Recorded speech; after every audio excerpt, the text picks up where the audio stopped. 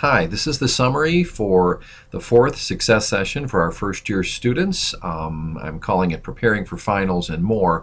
It includes a whole lot more. The original session, the face-to-face live session, was held on Friday, December 5th. Hopefully you'll view this summary early the very next week if you didn't make that session, because there's some information that could help you on preparing for final exams next week. The goals for this session were to increase awareness of how to prepare for success on your final exam and other important exams that come up in the future. We spent a little time about gathering some information on what leads to success or not in your college classes now that you've had almost a complete semester in your first two college classes, so we wanted to get some of your ideas on that. And we'll also spend some time on the Career Cruising program, which allows you to create and further refine your Educational Development Plan, or EDP. It really becomes more important as you get up into your upper high school years, because you're now planning college programs at SC4, and then also in another year or so really start looking into planning for schools or programs beyond SC4. So Career Cruising provides a lot of good tools to help you refine your future plans and goals. So we'll spend some time on that as well. First of all, some news and information for wrapping up the fall semester. The textbooks, return them anytime now. We are now into the week before finals, but only bring a book back if you are certain you're finished using it. If you still have a final exam coming up and you think you want to review information in the book, hold on to the book. Do not return it until after your exam is over. You're positive you're not going to use it anymore. So again, this is next week now as I record this, so you can start returning your books. We do need them no later than Friday, December 19th. That's the Friday at the end of finals week. All books must be back. We have got a huge task to not only check in the books from 550 students, but also get them organized for distribution the end of the very first week in January. And there's a lot of days that we cannot be at SC4 to work because they close the campus down. So we need your books by Friday, December 19th. As soon as you're finished with them after your last final, bring them back. For those students who are in Algonac or some of the areas where you've been taking classes not on SC4's campus, you have to make plans to get up here and return those books. Okay, we need those books back. You will not be issued new books if we don't have your old books. Okay, the office is open between 8 and 4:30. You can send your books with someone else, with a parent or a friend. You just have to realize the responsibility is yours, and basically you're giving that responsibility to them to get them turned in. When you come into the Middle College office, please give Mrs. Lawson or me or any of the other staff your name nice and clearly. We don't know all of you yet. We don't know a lot of you, our first year students, because we haven't seen you all that much. So give us your name, and then we will highlight each book that you return. We have a list of all of them that you signed for and were given earlier in the fall, and we will go over them with a highlighter. So make sure that we do that. Don't be shy about saying, did you highlight these? Because if it's not highlighted, if we get distracted or something and it's not highlighted, then we're going to come to you later and ask for the book or payment for the book. So do your part. Make sure that we highlight them as they are returned. A little bit of information now about grades, since those will be coming up shortly. There are not report cards for your SC4 grades. The Middle College does not send out report cards. When it comes to your high school grades, you will get a report card from your partner high school, but the college grades are viewable online in your WAVE. And those should be available starting Monday, December 22nd in the WAVE under the Academic Profile section. There's I think it's the first subsection that says View Your Grades. Your grades could be in there sooner if your instructor posts a final grade for you, but they are required to post grades by December 22nd. So if you don't see it over the weekend before that, check on the 22nd. You should see it. Hopefully you will like the grade that you see. At least you'll understand why it is what it is. If you get a grade and you're not sure it's not what you thought it was going to be, then you should contact your instructor if you have questions about that. The first step is just to email your instructor and ask about why, maybe explain why you thought you would be getting a higher grade if you thought that. There is a process at SC4 for appealing grades. It really is not easy to get a grade changed. There's only a couple of reasons they would change a grade. Mrs. Burst talked about this way back in the orientation, and just a quick review. The only way a grade could possibly be changed through an appeal is if the instructor did not calculate it correctly in terms of their math was being off, or they didn't follow the grading scale or system, if you will, that's published in their syllabus. So if, for example, the final paper was worth 20% and the instructor only made it worth 10%, then that's something you could appeal. But it really is not easy. The best thing to do, really, if you receive a low grade, and in many cases you know that maybe that was coming, is reflect on why and vow to do things differently in future classes. Try to avoid blaming the instructor. That does not help you in that class, and it's not a good approach to take in future courses. You'll definitely get courses where some that you love the instructor and you just you think they're great and clear and fair and everything's great. You will also have some classes where you don't love the instructor, but you have to learn to adapt and succeed in their class. Even though you may not like their teaching style, you might not like their ideas or the way they treat students. Those instructors are rare, but you will hit those, and the key thing is, how do you adapt, get through the class? Because number one, in the middle college, your grades, if you don't adapt and do well, they could suffer. But also, if you look ahead to when you're paying for college, you don't want to just get frustrated and do poorly in a class that you're paying over $1,000 for. So learn to adapt and learn to succeed. Now, there's some things related to grades, and one of them that may apply to you this semester, which is very good, is being on the President's List. You are on the SC4 President's List if your grade, your overall grade point average for the semester is a 3.0, that's a B average or higher, but you do have to take 6 or more credits to be eligible for the President's List. So students who took college success and speech, for example, you could get 2 A's, but your number of credits is only 5 this semester, so you would not make the President's List, but you're on good track to do it in the winter semester. Those of you that might have taken a 4-credit class such as CIS 115 and college success, that totals 6 credits. If your overall grade point at SC4 is above a 3.0 or 3.0 or above, then you will get notification by the college that you made the President's List, and that's a good thing to put on your resume. So as you would put that you're taking classes at SC4, under that, maybe in a bullet underneath that, you could put made the President's List, and then you list the semesters that you were on the President's List. So good for you if you do make the President's List. If not, go for it in the winter semester. There is something related to your grades that could be bad, if you will. If your grade point average, your cumulative college grade point average, based on this semester and then other semesters to come, was less than 2.0, in other words, less than a C average, the college places you on what's called academic warning status. That means that you have 1 semester to get your grade point at SC4 above 2.0, or you are suspended from taking classes the following semester. So you will be able to take classes next semester for sure, everybody will, but if your grade point average, let's say you got a C and a D and your grade point average is 1.5, you need to work hard in the next semester to get that grade point average above 2.0. And I'm confident that all our students' grade points can be and should be above a 2.0. So if you get that notification from the college that you're on academic warning, we will also notify our students who are on academic warnings. So don't worry, we'll be in touch. But the idea is you really have to plan to work, do things differently, be there every day in class, and get that grade point average above a 2.0.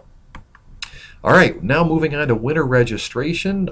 You guys, our 11th grade, our new student class, has done awesome. Almost everybody is registered for winter classes. A few of you still have to register for your two classes, or maybe add a second class. And we are reaching out if a student is not registered or under registered. We're reaching out to contact you and make sure you know what to do, or that realize that you are not registered or under registered. You can check your schedule if you haven't done so in a while under academic profile, that section in the WAVE. When you look at all the subsections under academic profile, near the bottom you'll see one that says view/print my class schedule. If you click on that and then choose the winter semester, it will give you the courses that you're scheduled for. It'll have the locations, the time and days that the class meets. So it's always a good idea every week or so to check your schedule, make sure the classes are still there right up to the beginning of the semester. You can still change courses, but you have to be very careful doing so. If you talk to a friend and they say, hey, I'm taking this great anthropology class and you should take it too, before you drop a course that you're in right now and have a seat reserved for, make sure there are open slots in that other course that you're moving into. Sometimes students will say, yeah, I'm going to take that section that my buddy's in, or whatever, sounds good, and you drop the course you're in, and then you realize that there's no seats in the one you wanted to change into. And if that's the case, you very well may lose that seat that you just had. So be very careful. We can help if you want to change, but it's still possible. And as I said, make sure there are open seats in the new section before dropping the one you're in. All right, classes get underway the week of January 12th, so you'll get about a good 3-week break from finals week. On the 19th is your last day of final exams up until Monday, January 12th, so keep that in mind. Textbooks for the next semester you can pick up starting Tuesday, January 6th, okay? Anytime that week before classes, starting Tuesday, you can stop in the Middle College office and we'll have your books organized and ready for you to pick up. You can also pick them up the first week of class. So if you're not on campus that week, you don't have to be. You can stop in before or after your classes that first week and get your books. But a lot of students and like to get their books ahead of time, and it's really a pretty good idea to look through the books before you get to class. Okay, new topic, the ACT test. You guys our juniors anyway, 11th graders, will be taking the ACT test in March.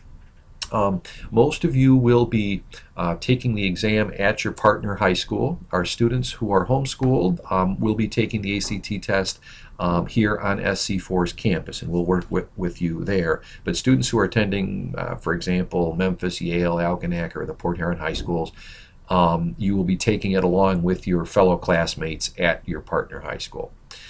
I want to talk a little bit about the prep sessions that we're going to hold for you starting right after the first of the year. But first, I can't stress enough how it is important to take the ACT test seriously and prepare for it. Here are some of the reasons that you really need to value the ACT and the score that you get on it.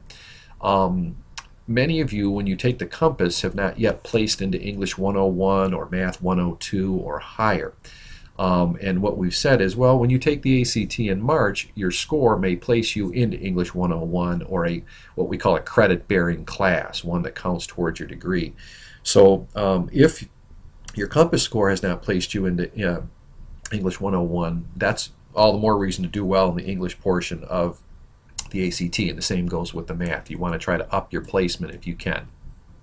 One thing we're seeing now with our Year 13 students is in regard to their ACT score and getting accepted into colleges. So they're applying this fall. They've been applying to colleges, and there are examples of students who are not getting accepted into a college that they would like to attend because, or at least part of the reason is because of a low ACT score. They might have earned a relatively low score the very first time they took it, junior year, and maybe never took it again, which we recommend that you do take it a second or a third time, but you want to do as well as you can this first time. Also, the ACT score can impact scholarships. We'll talk more about this at the ACT prep sessions, but a single point on the ACT can mean an automatic increase of $1,000 or even $2,000 a year in scholarships at many colleges. So you want to put the time in preparing for the ACT test, which will take place early in March. You don't want to be sorry you didn't prepare better because you get a low score, and even if it's a good score, but you needed a little bit higher one to get into a college that maybe you really wanted to attend. So you want to spend a little time preparing. Score well the first time, you'll score even better the second time, but it's nice to know that your first ACT score is solid and you did well. So those sessions, we are going to offer middle college prep sessions in January and February. They'll start a little bit later in January and continue on into mid-February. There's no cost. They'll be held similar to our success sessions. They'll be an hour and a half each. We're locking in the locations right now. Usually we hold them in a computer lab because there are online practice tests that we have our students, we talk about the tests, explain and demonstrate some of the items that you'll see, and then you can go on and do some of the practice tests during the session. These success sessions or ACT prep sessions are optional. You do not have to attend them. It's not part of the number of sessions that you have to attend or view the summary and so on. They're just offered to help you, but we definitely hope that you will attend. We'll have 4 different sessions, 1 session for each content area, such as math, science, reading, and English. Okay, the County Know How to Go organization, which is kind of organized through the St. Clair County RESA, is also offering prep sessions. They are also held in January and February. They're more comprehensive. They'll probably prepare you a little bit better than ours do, but it's hard for us to have, schedule 5 hours for you guys to come back to campus. They're held on Saturdays rather. You're going to get more information and more practice time at these sessions. So I encourage you, if you can, to sign up for one of these sessions or more of them. They're $25 each, and they each Saturday, I guess, you can focus on one content area. So again, we're looking at 5 hours all on math, 5 hours on English. The sign up. The flyer or whatever you can find on the Middle College Student Success Central site, which is here. I'm going to see if this will get me there. Let me see if it's going to open the browser. If not, I have another way. But well, let me do it this way. I'm going to exit out of the presentation just for a bit, and we're going to go to whoops. Okay, this is the Student Success Central. Some of you have been to this site, set up this fall, and what you'll find is a link, and I don't know if it's on the first page,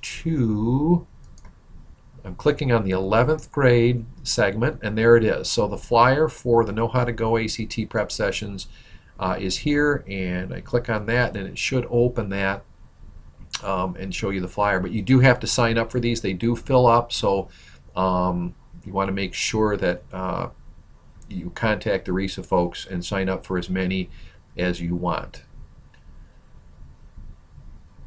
For whatever reason, it's not allowing a preview, but you can download it or go to the St. Clair County RESA site for that.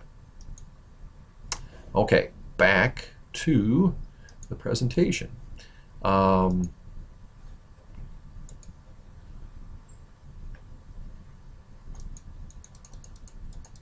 Okay.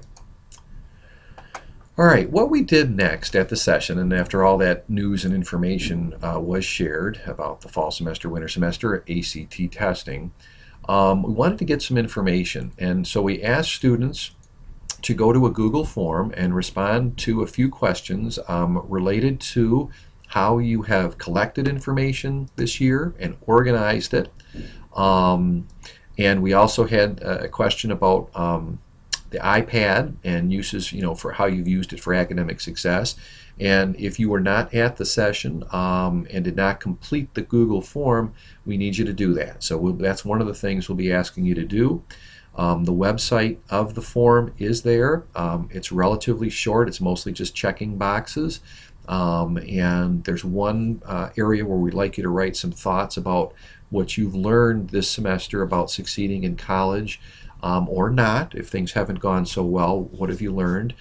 If you remember back at the orientation, we had students and faculty members talk to you about things to do or not to do to succeed in college. But really, until you get into the classes, it's kind of hard to know, and really believe those things. So now I'm guessing you learned some things, and that's what we want to get your ideas on that. So go to the website at the bottom of the page and complete that quick survey, and when you get a chance at the end of this. So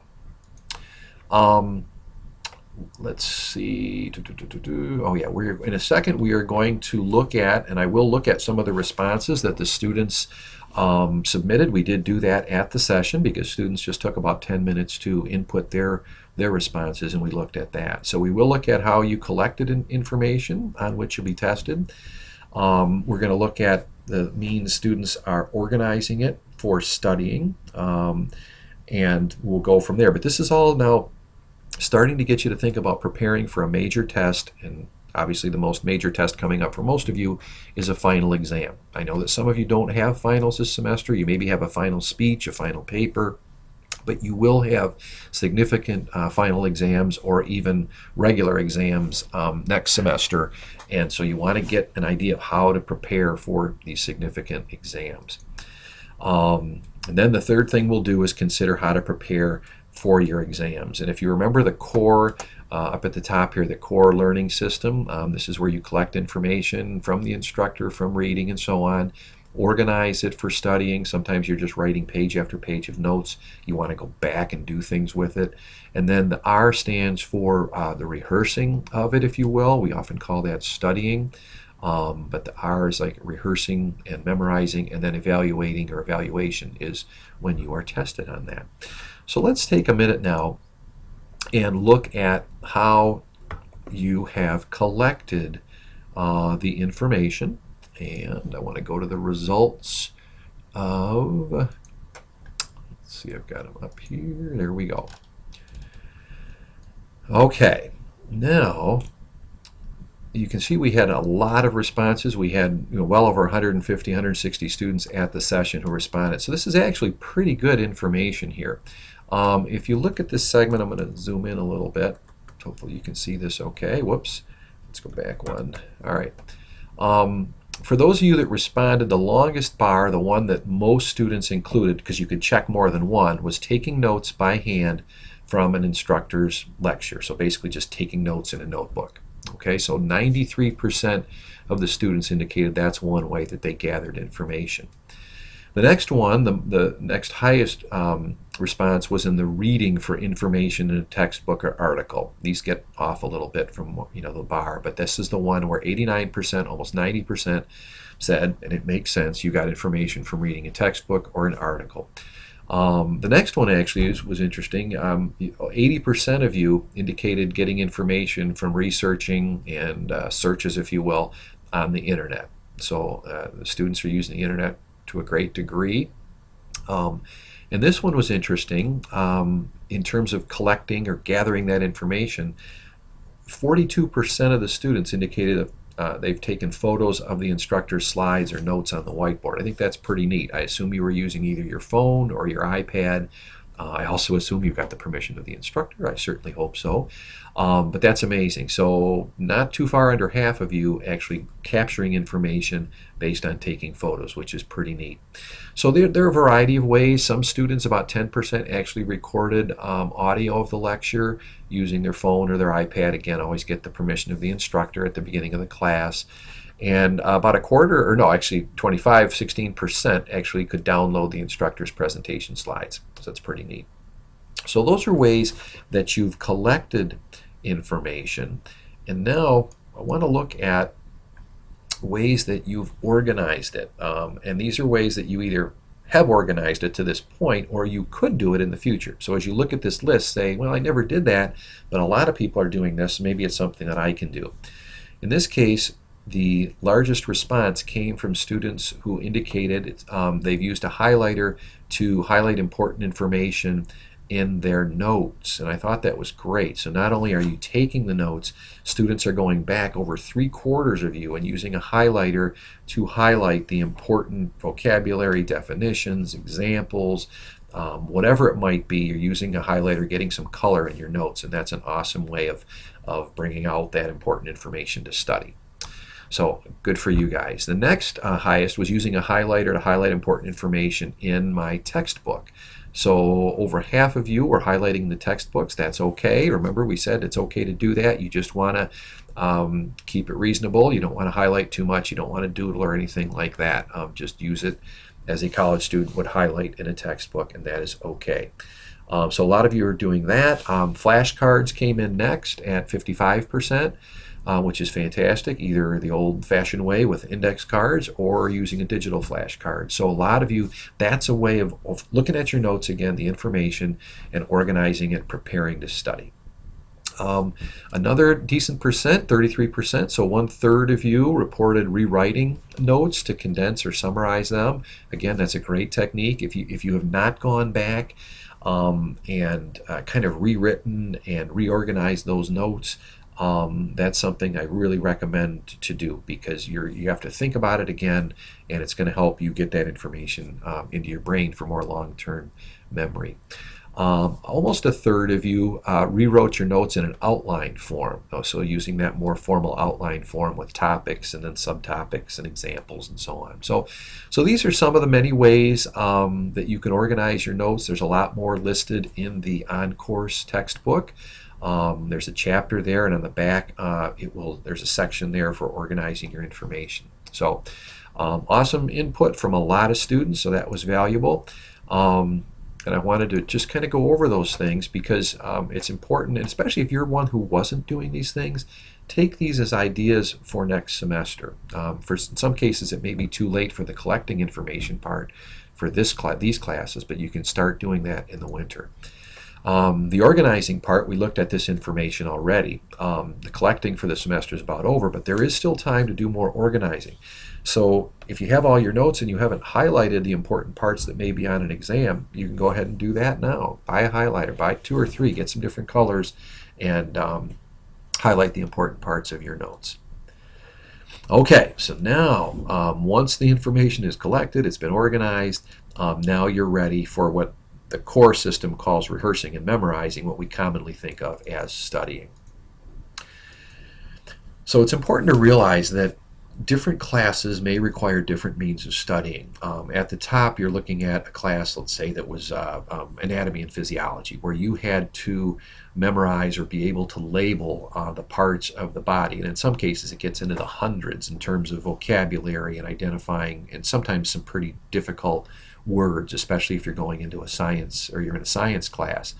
The example at the bottom shows more of a lecture type conceptual course, such as political science, philosophy, psychology, where there's more different concepts and examples of those concepts to memorize or to learn.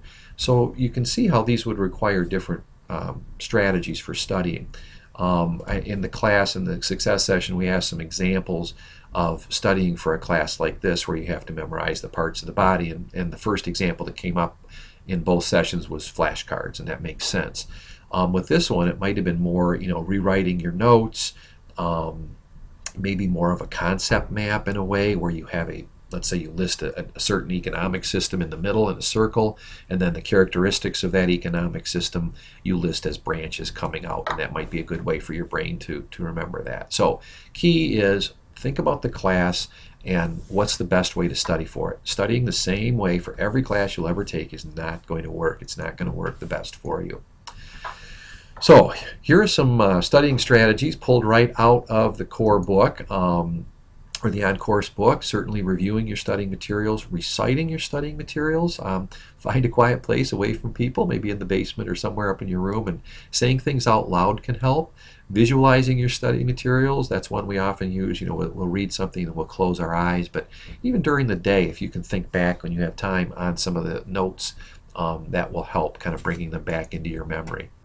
Rewriting your study materials, a lot of students mention doing that, but now when you get into crunch time, this 1 week before finals, maybe try rewriting your notes without looking this time at some of the main concepts. There are examples of the Cornell study sheets. Maybe you don't take notes that way, but you could use Cornell to rewrite your notes into a more organized fashion. And certainly testing yourself or testing classmates. In a lot of your classes, there are other Blue Water Middle College students, and I'm sure you've gotten to know some of them.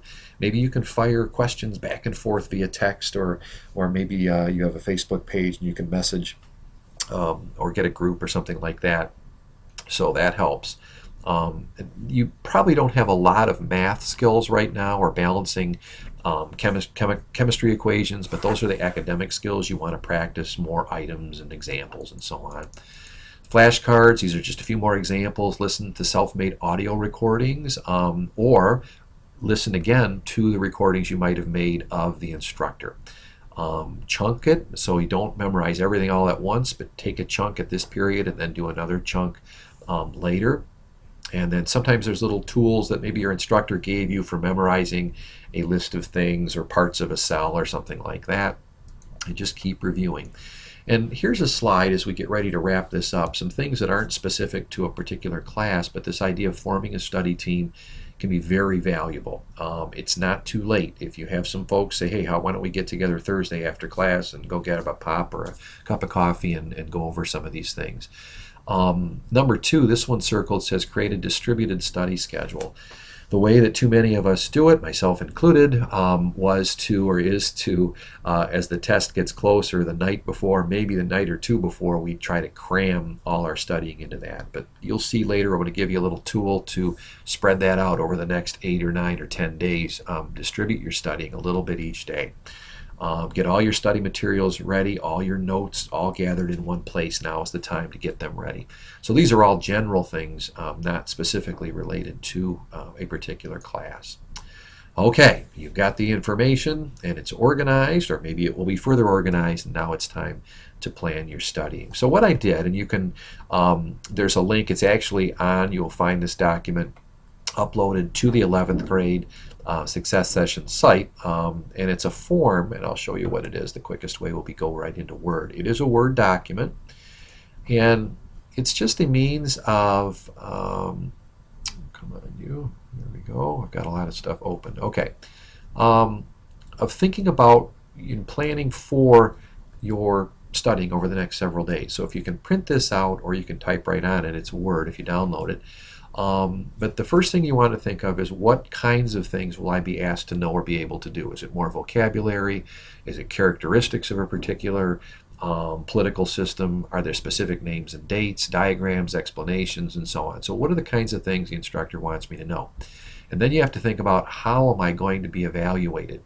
What types of questions did he or she say are going to be on the test? Will it be essay, short essay, long essay? Simple multiple choice. That can affect how you study for an exam. And finally, the third thing to consider is which studying strategies will be most effective for me, in other words for you, to learn the material for this class. And again, that's where one studying strategy might be more effective for an anatomy class. A different strategy might be more effective for Introduction to Psychology. So, and it's just a few lines here. Jot some ideas down. You don't have to spend, an hour coming up with this plan, but you should know what you're going to need to be able to know or be able to do, how you're going to be tested, and then simply say, all right, I'm going to use flashcards and I'm going to use rewriting my notes into a concept map or whatever works. And then finally, there's a little schedule here of the last couple of weeks. As I record this, it's Tuesday the 9th. Our session was on the 5th. But so go ahead and just put maybe what courses you're going to study and what time of day. And it's important, if you know you've got, your family's got a big family gathering on the 13th that you're not going to have time to study, write that in so you know that's a day I can't study. So remember, you make sure that you study Friday evening or something like that. So again, distribute your studying. On the 19th, that's the last day of final exams for the semester, unless you, I think, have a Saturday class, then you might have one. Most students don't. And just a reminder to return your textbook. So each course, actually, if you have a final exam, should have a separate plan. So you can print those out. I'll have them uploaded to the site. And that's the success plan. So I am going to take a short break right now before we go into the career cruising, the career cruising segment. So I am going to get us back to where we were, which is almost done with the presentation. and pause. Okay, back again after a short break for me. Hang in there now. I've got one more segment on career cruising, and we'll get into that right now. This has to do with planning your academic future and careers beyond college and so on. It's critically important. What we're seeing is many of our year 12 and 13 students are not clear about what they want to do in terms of work in the future, and then that can impact what degree they pursue at SC4, what classes they take that will transfer to their next college beyond, or training or professional school, whatever it is, and even what their next school might be. So certainly going to a school, if you know you want to go into engineering, there are colleges and universities more focused on engineering. Others are stronger in business and so on. So there are some students and a lot of students who do know what they want to do, have a good idea, and they've got a plan coming into the middle college. But many of them we're finding either have changed their mind, and that's totally normal. But what you want to do is keep gathering information so you can make the best decisions possible based on your feelings at this time. And you guys, as 11th graders, you're hitting that time now where it's important to start identifying what you want to do and where you want to go. Because if you get to the end of the middle college program and you don't have any idea, it's not the end of the world, but it can pose a problem and you can miss out on opportunities. Career Cruising is a program, and many of our students are familiar with it. If you're a student that just moved into the county or a homeschool student, you might not be familiar with it, but you'll see it's an online program that allows you to research careers and academic programs and universities and help you get a handle on what you might like to do in the future, because that time is getting closer. So it's a powerful tool to help you clarify what you might want to study in the future and where you might want to go to do it. At the session, Ms. Weimer presented on career cruising. I'm just going to continue this recording and go through some of the items based on career cruising. I'm going to take you right to the site and show you how to complete the requirements for 11th graders. And you guys, as 11th graders, have particular requirements in career cruising that you have to meet. There's certain things that you need to do as you explore the site. But I certainly hope, and we hope, that you go beyond just the basic requirements, but I will show you how to do that. So we're going to leave the program now, and I'm going to go to career cruising. And at this point, what we did, and I think many of you have received your login information for the middle college at your partner high school. If not, we passed them out at the session. And if you do not have your career cruising login information and you weren't at the session, contact Ms. Weimer and she will be able to send you your login information, your user ID and your password. And what you'll do is you'll go to careercruising.com. I've already done that. It shows up a little differently here, but you only need to go to careercruising.com and log in, and this will be the dashboard screen that you see. And this is my sample one that I use with students. Let's see if I can expand this a little bit just so you can see a little more. All right. There's a lot involved in the career cruising program. I'm going to keep it pretty focused on the requirements you have for 11th graders, because really they do cover some pretty important parts of career cruising. But feel free to explore any of it, and just you can go deeper and deeper into these things, researching careers and future colleges and stuff. And it's I hope you find it exciting, because it should be the different options waiting for you down the road. So anyway, off we go. So you'll see mine right now. I have a few of the components for an 11th grader. That's how it's treating me, completed. And you'll see up here I'm 13% completed. I have a few things that they want me to what's called reflect and confirm. I'll show you what those are in just a second. And then the biggest chunk for me are incompletes, if you will. These are things that have not yet been done for 11th graders, and I'll show you those in a second. First of all, the reflect and confirm are simply things that if I click on it, it will list a few things that need to be looked at again. In other words, I might have gone through the school selector tool in the past, but they want me to go back, it's another year later, and say, does this still apply? And same thing with hobbies and interests. Let's say that let's see if I have anything here. I just clicked on it. It looks like I had one called Arts and Crafts Cooking. We used that as an example once. And if that's still good, if that's the only hobby or interest that I want to include right now, then I can click I have reflected on this section and confirm that it's up to date. For most of you, you should really look at it and consider about, well, you know what, since I've been at SC4, I've gotten involved in something else, and add new interests. You will use these interests and hobbies down the road when it comes to applying for universities, because you have to write essays and they will ask about these things, and if you put them all in your EDP, you'll have them to find easily. You also have to create a resume next year, and that can be part of your resume. So in this case, I guess I could reflect and confirm. I'll do that so you can see what happens. So I did that, and now I'm going to go back to my dashboard. You can see my progress went up to 20%. So in that case, that worked out well, and you can kind of see your bar grow. Now the biggest one you're going to work on, especially if you're brand new to this, is the incomplete section. And it will show you the different areas and things you need to complete. And if you're new to this, you're going to say, what is all this? But you simply click on it, and it will pretty much lead you through. So right now it's saying the My Skills component. It says use My Skills to see how your skills match up with careers that interest you. So I want to see what I have to do for that. I click on it. I have nothing. I haven't started one in the past. So the choice over here is to start a new matchmaker and My Skills. So you go through this, and I would start this, and it will lead me through it. There's different questions, and then I would indicate, do I like them or not, and so on. So I'm not going to spend time on this recording to go through how you do all of these, but the idea is you simply can click on the link, and it will guide you through it. You just have to read carefully what it's saying, and it tells you right here you'll be asked 39 questions and so on. I'm going to go back to my dashboard, and I do that by clicking on Career Cruising. If you use the back arrow and you have not saved results, you can lose what you've done already. So the safest way is to click back on Career Cruising, the words, and then it gets you back to your dashboard. Okay, so again, I want to see what I haven't done. I'm going to go to incomplete, and I'll scroll down. Those of you that did this last year as a 10th grader, you probably had maybe 3 careers saved, or 2 or 3. This year it gets you up to 5. You need 5 saved careers.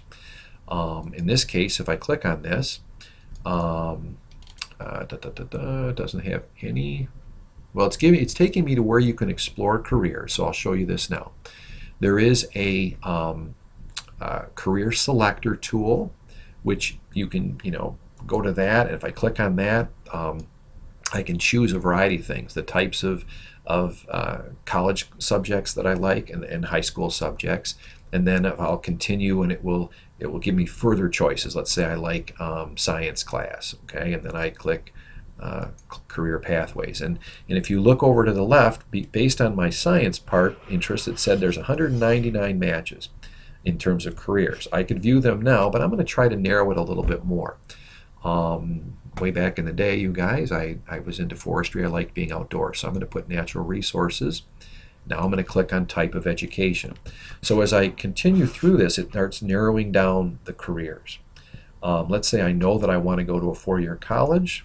I click on the level of education, and then I click on core tasks, and you can see it continues to drop the number. Just to show you, I'm not going to go through this all the way, but I'm going to click on View Results. All right. Now, here you'll see several things that they have to do with natural resources, science, and so on. Here's an arborist. This is a person that takes care of trees, often in cities. Okay.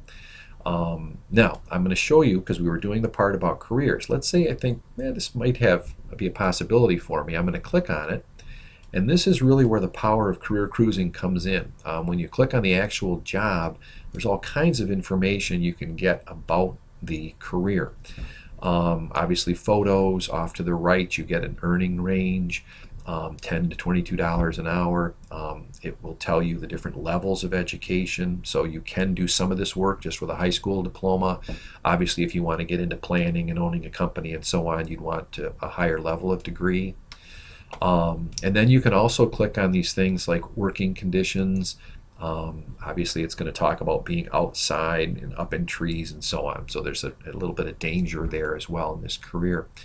And you can click on all these. How much would you be expected to earn and so on. And it'll talk a lot more about the earnings for an arborist. Okay. Also, there's interviews of actual people in this field. If I click on her interview, there's questions that she will answer and so on. It's a great way to learn more about a career. So you can use the selector tools to get some general ideas and then dig into the careers. If I like this one, I'm going to click Save to my EDP, and then it will show up as a gold star. Okay, so I'm going to go back again. I don't think I've hit 5 yet, so let me see if it still lists that as incomplete. So it does. So I'd have to get some more careers saved. So they're similar. The career selector is what we already started to do. The financial aid selector is there. And similar. And let me think, there one thing in particular, which it looks like I already have this one complete, but there's one when it talks about career planning, and it says that you must, let me see if I can go back to that. Yes, under career planning, if yours is showing incomplete and you see a bullet here, discuss career options with the career advisor, you have to make sure that that's one of your career planning activities. So let me go show you how that you would do that. If I want to add an activity, you can see it's already here. That's why I have credit for this. But if I want to add an activity, this is how you do it. You simply say, this is what I've done in terms of I attended a job fair. Maybe you did something at SC4 related to college or career. You could select that. I could put SC4 if that's where it took place, and then just estimate the date. There's it's just asking for the month, a range. Let's say it was April of this year, and if it ended in April, it was just a one-day deal, we can put the same date, and then you might just say attended health career fair. Okay, and we save it. And so now I should have 2. I've got to discuss career options with a career advisor and attend a college training fair. So just something to keep in mind if you see, let's go back again, the completed sections. If you see a bullet or something under it, that means you have to have this included or you're not going to get it listed as complete. In this case, for juniors, under other assessments, you have to list the ACT. Now, you won't be putting those results in. These are just sample results I put in. But you can, let me show you how to do that. You can add an assessment. It's going to be the ACT. And we're just simply going to put the date that you'll take it. And it's going to be March 2015. And you'll be able to add the scores once you get those back. But all you have to do is put the date in, click Save, and then you will get credit for that, the assessment part of your EDP. So we'll spend more time on career cruising senior year and how to look at the different colleges that you might be interested in. They want you, when I go to my back to my dashboard and under incomplete, I think it'll have saved colleges unless I've already met that. Saved pathways, career selector. Let me go into, unless that was reflect and confirm. Yeah, my saved schools. So in this case, you have to have 2 colleges at this point saved. And this was under my reflect and confirm. So in this case, I have 2 listed. All I would need to do is check this. But now, since I did this a year ago, I would definitely want to go back in and research colleges, and so you can do that numerous ways. One is just click on the education tab up at the top, and you can start clicking on, you can say, all right, I want to see colleges in Michigan, and it will list 204 schools in Michigan, which is way too many to consider. You might say, I'm only looking at 4-year universities. Those will be my next step after SC4. And now it's down to 66, and then you can scroll down and maybe you'll see Central Michigan University and so on. You can dig deeper into the colleges and find out all about them. It's really kind of fun, so I encourage you to dig in there and start getting some colleges in mind. If you like this, you can save that to your EDP. You can have 15 colleges safety or EDP. Okay? So that's the education part. So there are required components this year you need to complete. Now students ask, well, when do we have to have this done? We don't want you focusing on this right now. So focus on your final exams. If you want to work on it some over the holidays, that's fine. It's kind of a time where you'll have some time to get into this and consider your future. But I would say before the winter semester gets too far underway, try to get this done. We will be in touch. We can monitor all your progress, and we'll be in touch for the students who do not yet have it complete. You can work on it on your own. You can work on it at your partner school if they work on it there. So that's it with Career Cruising, and that's the entire video summary of the session that was held on Friday, December 5th. There will be a few assignment activities, things that you need to submit to Ms. Weimer, and directions for that will be on the 11th grade Success Central webpage, and I'll send that link via email. Okay, thank you.